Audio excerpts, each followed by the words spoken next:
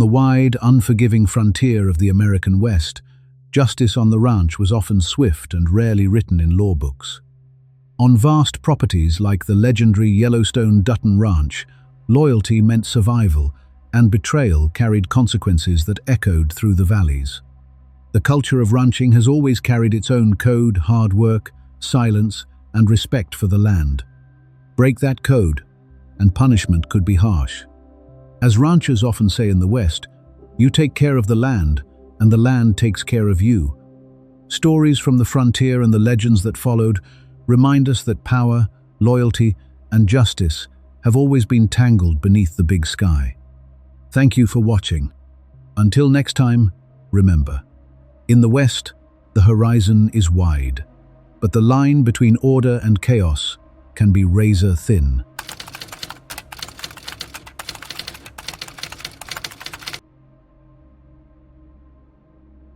To understand the punishments that exist on the Yellowstone Ranch, one must first understand the code that governs every man who rides for the brand. This is not a workplace with an employee handbook or an HR department to file complaints with. The Dutton Ranch operates more like a sovereign nation, complete with its own constitution, military, and judicial system. The men who work there are not simply cowboys earning a paycheck. They are soldiers in a never-ending war over land, legacy, and survival. As John Dutton himself declares in the series, everything we do is for the land. This sentiment echoes the philosophy of real cattle barons throughout American history, men like Charles Goodnight of Texas, who once said that a rancher must be willing to fight for every blade of grass.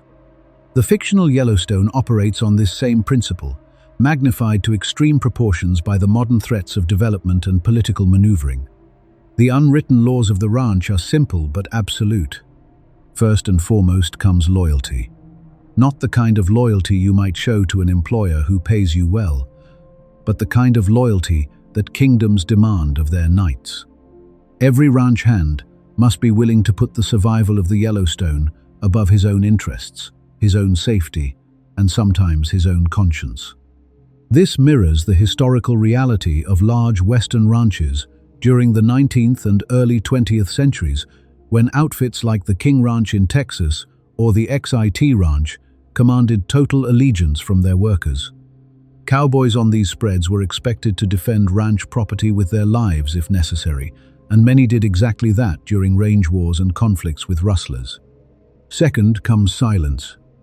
What happens on the ranch stays on the ranch, buried deeper than the bodies that have disappeared into Montana's wilderness over the generations. The cowboys witness things that would land men in prison for life, yet they speak of none of it. This code of silence, known in criminal organizations as omerta, finds its Western equivalent in the ranching tradition of handling problems internally rather than involving outside authorities. When Lloyd Pierce, one of the oldest and most loyal branded men on the Yellowstone, commits acts of violence in service to the ranch, he does so knowing that no one will ever speak of it beyond the bunkhouse walls. Third comes the protection of the land itself. The Yellowstone has survived for over a century against developers, politicians, neighboring ranches, and anyone else who has tried to carve away pieces of the Dutton Empire. Every hand must be willing to defend that land with whatever means necessary. The show portrays this through constant conflicts with entities like Market Equities, a massive development corporation seeking to build an airport and ski resort on Dutton land, and the Broken Rock Reservation, whose historical claims to portions of the territory create ongoing tension. Finally, there is obedience. When John Dutton or his enforcer gives an order, that order is followed without hesitation and without question. There is no room for debate, no space for moral objections, no time for second thoughts. As Rip Wheeler tells New Hands, you don't ask why, you just do. This code exists because the ranch itself exists in a constant state of siege. Developers want the land for subdivisions and ski resorts. Politicians want it for highways and pipelines. Neighboring operations want to expand their own holdings. Native American tribes hold legitimate historical claims to portions of the territory. In this environment, the Dutton family cannot afford employees who might waver, who might talk to the wrong people, who might decide that some orders cross ethical lines they are unwilling to cross. The show draws parallels to real conflicts that have shaped the American West, including the ongoing tensions between ranchers and the federal government over land use, the controversial Keystone XL pipeline that would have crossed Montana ranching territory, and the complex history of broken treaties with Native American nations. Disobedience does not merely threaten an individual cowboy's employment, it threatens the survival of everything the Duttons have built across generations. This is why the ranch demands total commitment, and why it has developed such severe methods for ensuring that commitment remains unbroken. The most visible symbol of this commitment is the brand itself. In one of the series' most striking rituals, men who prove themselves worthy are offered the chance to become permanent members of the ranch family through branding. A red-hot iron bearing the Yellowstone's distinctive Y symbol is pressed into their chest, leaving a scar that will never fade and a bond that can never be dissolved. This is not mere initiation ceremony or fraternity hazing elevated to an extreme degree. The brand represents something far more profound and far more dangerous. Branding as a marker of loyalty has deep historical roots in ranching culture, though traditionally brands were reserved for cattle rather than humans. The practice of human branding has darker associations with slavery and prison systems, which makes the Yellowstone ritual all the more disturbing and meaningful. By willingly accepting a mark historically associated with property and servitude, the cowboys acknowledge that they are surrendering something essential about their autonomy.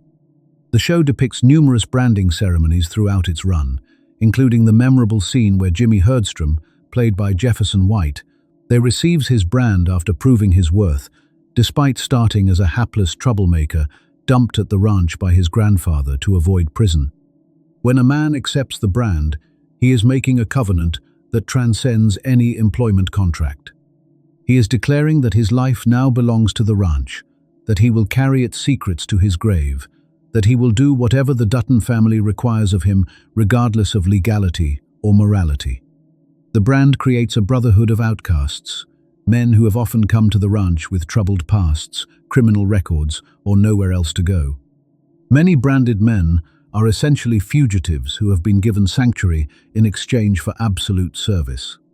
The ranch becomes their family, their identity, and their prison all at once.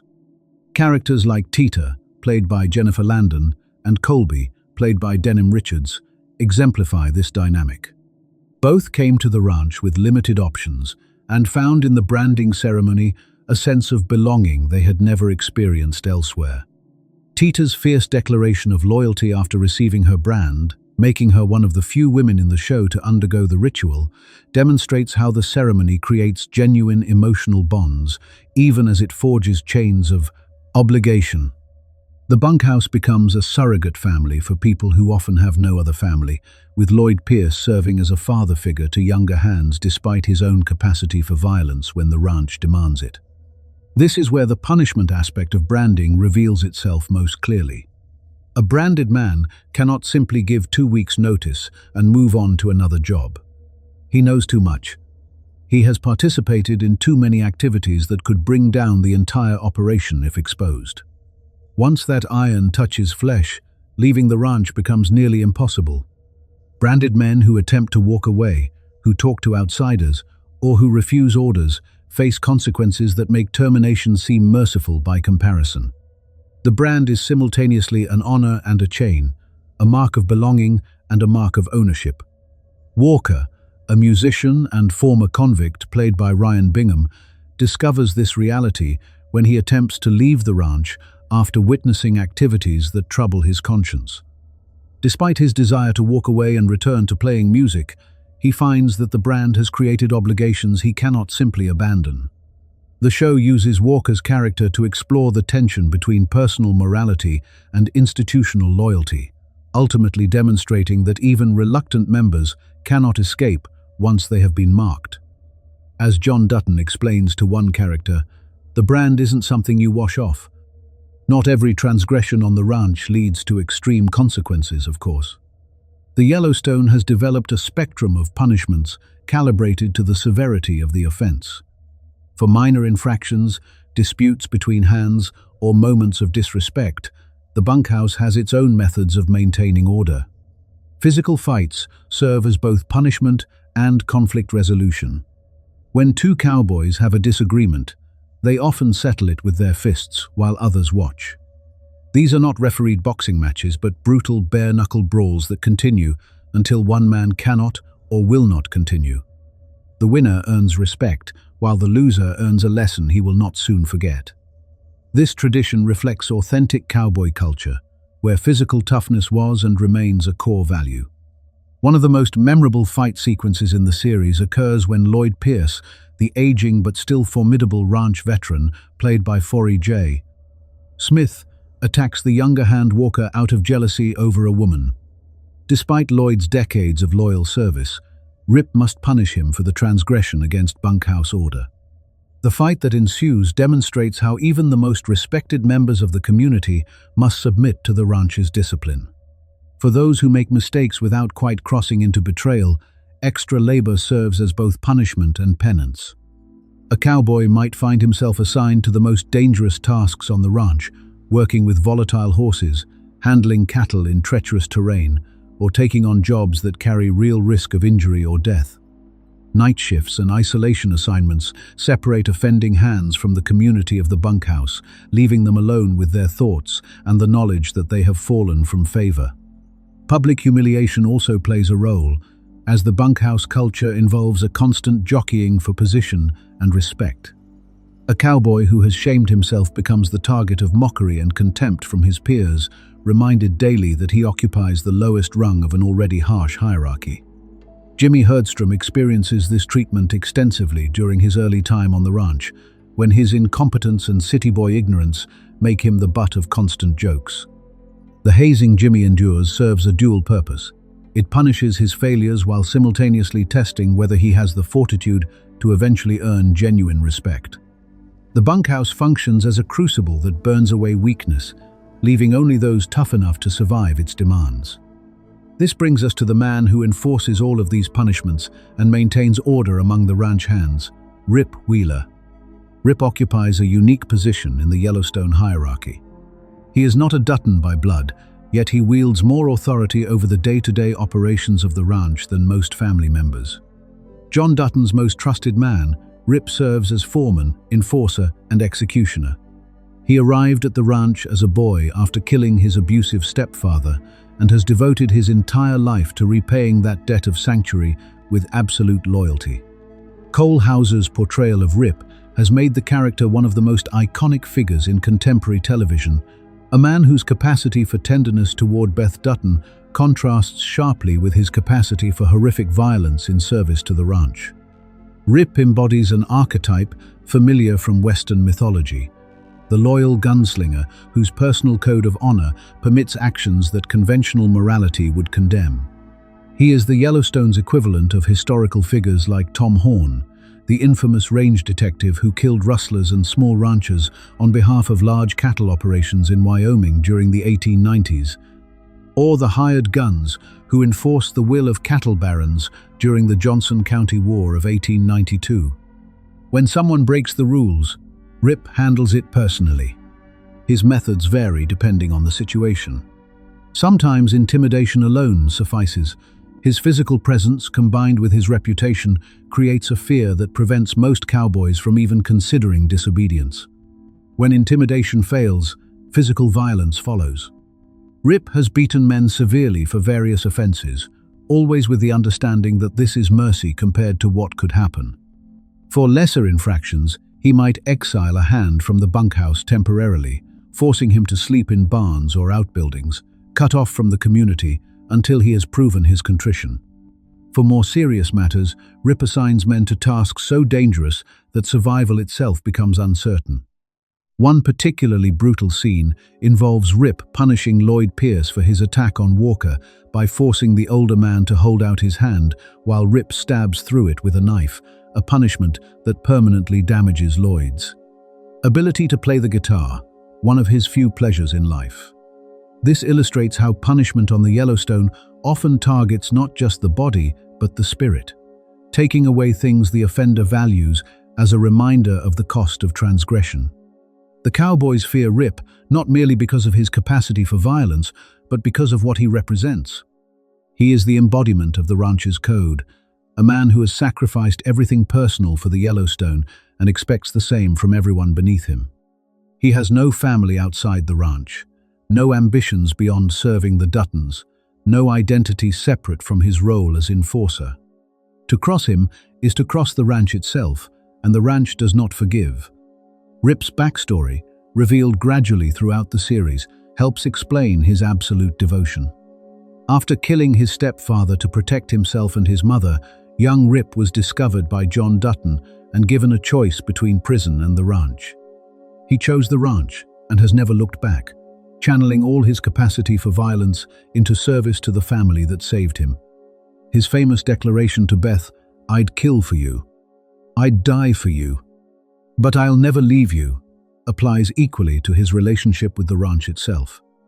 This total identification with the Yellowstone makes Rip uniquely effective as an enforcer because he genuinely believes in what he is protecting. Yet even Rip's brutality pales compared to the ranch's ultimate punishment, spoken of in whispers and euphemisms: the train station. This is not an actual train station but a remote cliff located somewhere along the Wyoming-Montana border, in an area where jurisdictional boundaries become murky and law enforcement presence is essentially non-existent. The location was chosen precisely for these qualities. Crimes committed there fall into a legal gray zone, where investigating authorities would struggle to determine which state, which county, or which agency holds responsibility. Bodies disposed of there disappear into canyons so deep and remote that they will never be found. The concept draws from real aspects of Western geography and law enforcement challenges. The remote border regions between states have historically been havens for outlaws precisely because of jurisdictional confusion.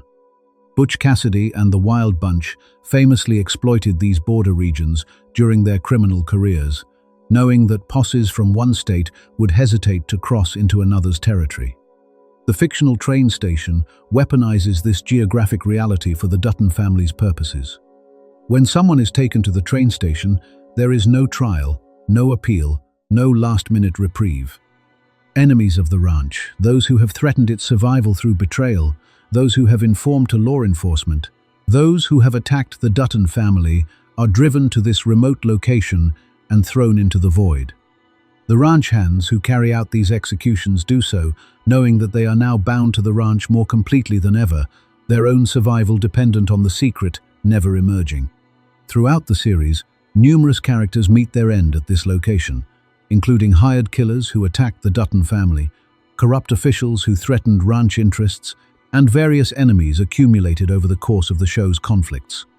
The phrase, "take him to the train station," has become a grim euphemism among fans of Yellowstone, instantly recognized as a death sentence delivered without the formalities of legal process. Case Dutton, the youngest son played by Luke Grimes, struggles throughout the series with his participation in train station executions, his military background having taught him to kill, but not having prepared him for extrajudicial murder of unarmed prisoners. The crimes that warrant a trip to the train station share a common thread: betrayal of the ranch's most fundamental interests. Informing law enforcement about ranch activities marks a man for death. Directly threatening the Dutton family through violence or schemes brings the same fate. Attempting to take the land through force or manipulation, organizing attacks on ranch operations, or collaborating with the ranch's enemies in any significant way crosses a line from which there is no return. Even family members are not exempt, as the complicated relationship between John Dutton and his adopted son Jamie Dutton demonstrates. When the survival of the ranch is at stake, blood ties provide limited protection. Jamie Dutton, played by Wes Bentley, exists in constant tension with this reality throughout the series. His political ambitions frequently conflict with ranch interests. His biological father, Garrett Randall, actively works to destroy the Duttons, and his relationship with Beth has devolved into mutual hatred. The show repeatedly suggests that Jamie may eventually face the train station himself, a possibility that creates ongoing dramatic tension. Beth's famous threat to Jamie, "I'm going to kill you," carries literal weight in a world where family members are not automatically spared from the ranch's ultimate punishment. Perhaps the most insidious punishments on the Yellowstone are not physical at all, but psychological. Every man who rides for the brand lives with the constant awareness of what happens to those who fail in their loyalty. The fear of rip looms over daily life, a reminder that punishment can arrive at any moment for any perceived transgression. The fear of expulsion haunts men who have nowhere else to go and no other life to return to. But deeper still runs the burden of secrets. The show explores this psychological dimension most powerfully through characters like Case, whose participation in ranch violence conflicts with his desire to be a good father and husband. His wife, Monica Dutton, a member of the Broken Rock Reservation tribe, played by Kelsey Asbill, frequently challenges him about the moral compromises required by loyalty to his family. "You can't be a good man and a Dutton," she tells him at one point, articulating the core dilemma that haunts everyone connected to the ranch. Branded men carry knowledge that weighs on the soul. They have witnessed violence, participated in activities that haunt their dreams, buried truths that can never be spoken. They know about the train station even if they have never been there. They understand that their silence makes them complicit in everything the ranch has done and will do. This psychological weight becomes a form of punishment in itself, a constant reminder that they have traded their moral independence for belonging and security. Lloyd Pierce represents the long-term effects of carrying these secrets, a man who has devoted decades to the ranch and participated in countless acts of violence, yet who finds moments of peace playing music in the bunkhouse, perhaps the only escape from the weight of what he knows. The cowboys of the Yellowstone must live knowing they can never fully leave the ranch life behind. Even if they were somehow permitted to walk away, they would carry the brand on their chest and the secrets in their mind forever. They would spend the rest of their lives looking over their shoulders, wondering if someone might come to ensure their permanent silence. The ranch does not merely employ these men, it owns them, body and soul, from the moment they accept the brand until the moment they die. This theme echoes across much of Taylor Sheridan's work, including series like Mayor of Kingstown and Tulsa King, which explore similar ideas about loyalty, power, and the cost of belonging. On the Yellowstone Dutton Ranch, loyalty is not simply valued, but demanded with a ferocity that admits no compromise.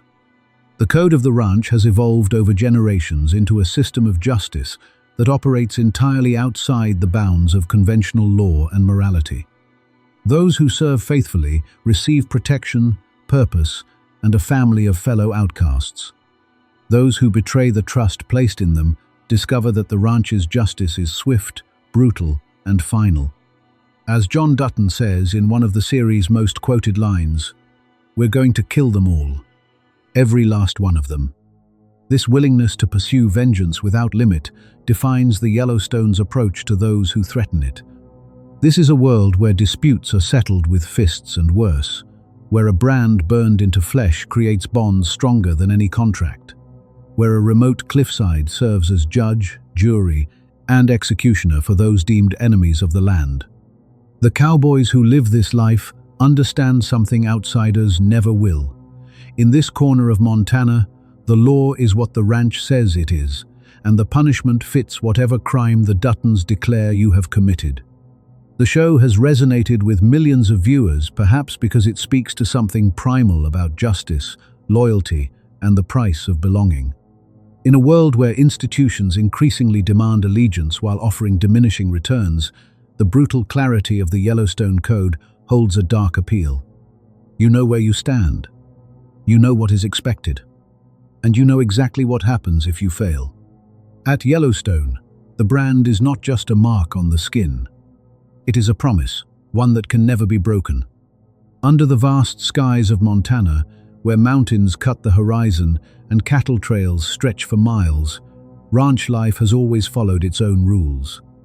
On places like the legendary Yellowstone Dutton Ranch, loyalty is more than a word, it is survival. Inspired by the brutal realities of the old American frontier, the world portrayed in Yellowstone shows a ranching empire where family, land, and power collide. Disloyalty is not simply frowned upon, it can carry severe consequences. The infamous train station, whispered about among characters, reflects a darker side of frontier justice, where problems disappear beyond the edge of the map. Historically, the American West was often governed by similar unwritten codes. In the late 1800s, ranchers sometimes handled theft or betrayal without courts or sheriffs, especially in remote territories like Montana and Wyoming. Tonight, we explore the harsh punishments tied to ranch loyalty, where tradition, power, and survival create a code as old as the frontier itself.